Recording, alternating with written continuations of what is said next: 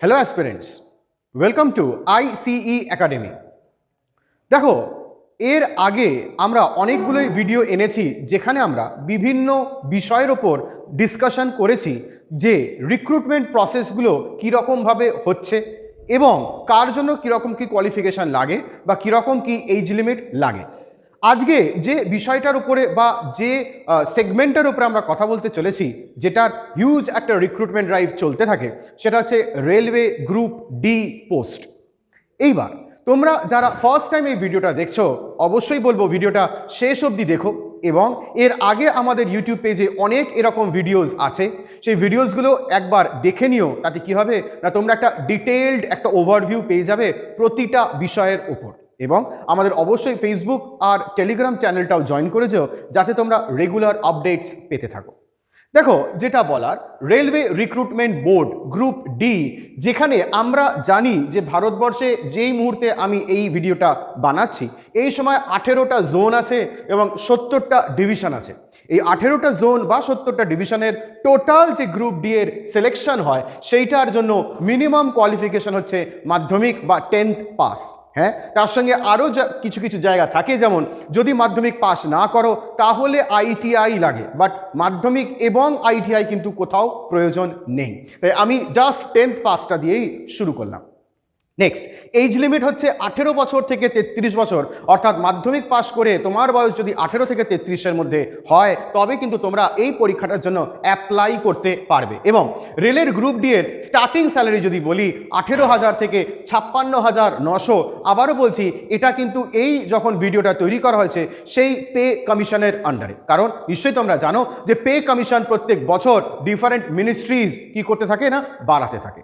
এইবার এই পরীক্ষাটায় পাস করতে গেলে তোমাদের কি কি করতে হবে, মানে কি কি পরীক্ষা দিতে হবে না, প্রথমে হচ্ছে CBT বা কম্পিউটার বেসড টেস্ট, তারপর ফিজিক্যাল এফিসিয়েন্সি টেস্ট, তারপরে document verification and finally medical exam.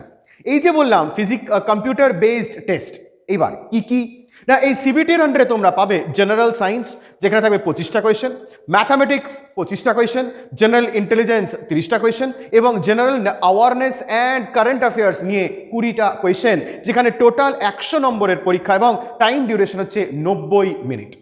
এবার এই পরীক্ষাটা অর্থাৎ CBT, এটা যদি পাস করো, তারপরে থাকবে PET, যেখানে থাকবে মেল হলে তোমার 100 মিটারের দৌড় থাকবে 4 মিনিট 15 সেকেন্ডে, আর ফিমেল হলে তোমার দৌড় থাকবে 1000 মিটার 5 মিনিট 40 সেকেন্ডে।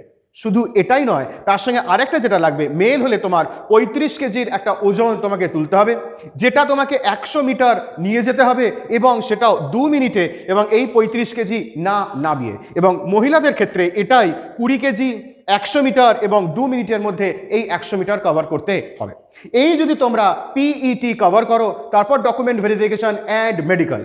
কিন্তু এখানে যেটা বলার, যে মেডিকেল এক্সামিনেশনের ক্ষেত্রে তোমাদের সাইট, এটা কিন্তু একটা হিউজ একটা মানে পার্থক্য করে দেয়। কারণ তোমরা জেনে রাখবে, এই গ্রুপ ডি এর প্রত্যেকটা যে পোস্ট, কি কি পোস্ট আছে, দেখো এই এতগুলো পোস্টের আন্ডারে রিক্রুটমেন্ট হয়। হ্যাঁ, এছাড়াও থাকতে পারে, বাট নর্মালি এতগুলো পোস্টের আন্ডারে আমাদের গ্রুপ ডি এর টোটাল রিক্রুটমেন্টগুলো চলতে থাকে। প্রতিটা পোস্টের জন্য কিন্তু এই মেডিকেলের এক্সামের জন্য তোমার সাইট কিন্তু প্রয়োজন, একটা স্পেসিফিকেশান আছে। এবার কোনটার জন্য কি, যখন তোমরা নোটিফিকেশান বেরোবে, আমাদের ইউটিউব পেজটা নিশ্চয়ই তোমরা এতক্ষণে সাবস্ক্রাইব করে নিয়েছো এবং বেল আইকনটা প্রেস করে দিলে যখন নোটিফিকেশান বেরোবে, তোমরা সেই নোটিফিকেশানের ডিটেলিংও পেয়ে যাবে। সেখানে বলে দেওয়া থাকবে যে সেই সময় কার জন্য কোনটা প্রয়োজন। অর্থাৎ নিশ্চয়ই তোমরা জানো, যখন আমাদের নোটিফিকেশান বেরোয় প্রতি বছর, মানে যখন নোটিফিকেশানসগুলো হচ্ছে বিভিন্ন পরীক্ষার জন্য, তখন সেই বছরের জন্য কি কি ক্রাইটেরিয়া সেখানে মেনশন করে দেওয়া থাকে। যখন দেখবে, যখন তোমার নোটিফিকেশানটা আউট হবে, তখন একবার দেখে নিও যে কোন পোস্টের জন্য কি রকম সাইট প্রয়োজন, কাছের দূরের কালারিং হিসেবে সবটাই সেখানে দেওয়া থাকবে। তাহলে এই হলো আমাদের টোটাল রেলওয়ে গ্রুপ ডি এর রিক্রুটমেন্ট প্রসিজিয়ার। এর পরবর্তীকালে আমরা এরকম আরও ভিডিও নিয়ে আসব এবং আরও বিভিন্ন বিষয় বা বিভিন্ন আমরা যদি বলি রিক্রুটমেন্ট যে আমাদের স্ট্রাকচারসগুলো আছে সেই নিয়ে আরও আলোচনা করব। তাই আমাদের সঙ্গে থাকো এবং অবশ্যই আমাদের ফেসবুক ইউটিউব পেজ সঙ্গে রাখো, তাহলে তোমরা আরও ডিটেইলিং পেয়ে যাবে। তাহলে দেখা হবে নেক্সট ভিডিওয়ে, ততক্ষণ অবধি টাটা।